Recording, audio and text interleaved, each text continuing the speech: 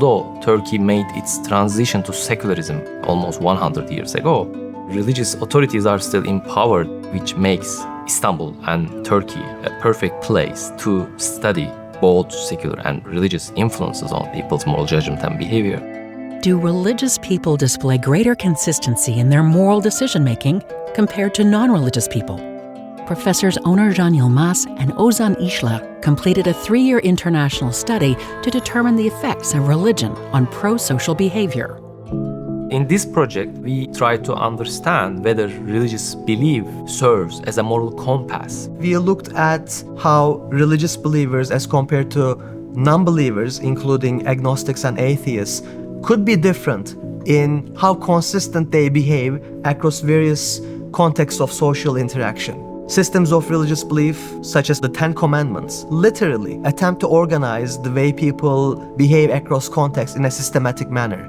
And part of the function of such systems is to allow cohesion between different members of a group. And whether religious people achieve that better than non-believers is an open question that we tested. Moral consistency was tested with simple games, which work as standard measures in behavioral economics of generosity, honesty, trust, cooperation, and more. In a standard dictator game, the participant is a dictator and he or she has some amount of money, real money, and the goal is to allocate some of this money to a second passive player. So here, the allocation level is a measure of generosity. Or in a cooperation measure, we used public goods game. If you cooperate more, if you allocate more money, that means the social welfare will increase. But there is also a personal cost. We attempted to collectively investigate all of these moral behaviors all together and try to understand whether people behave consistently across these different domains of moral behaviors and across time as well. One of the important limitations of past research was the use of ineffective religious and secular primes in experimentation. That's why we wanted to develop innovative experimental tools to test the causal effect.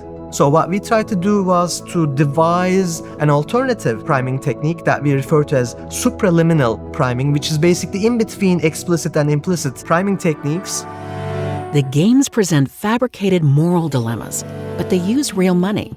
This helps give an accurate picture of how participants make moral decisions in real life, whether it's negotiating a fair price, sacrificing for the common good, or making choices about their own health and behavior. Religious believers behaved more consistently across different moral domains. That is one of the main findings of our research.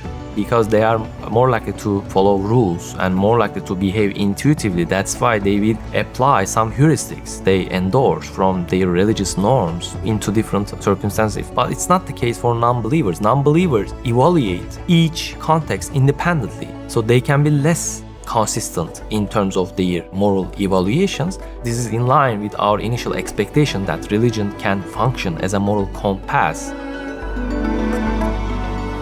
Secular priming significantly increased moral consistency among both believers and non-believers. Moral consistency is important not only for individuals but also for institutions.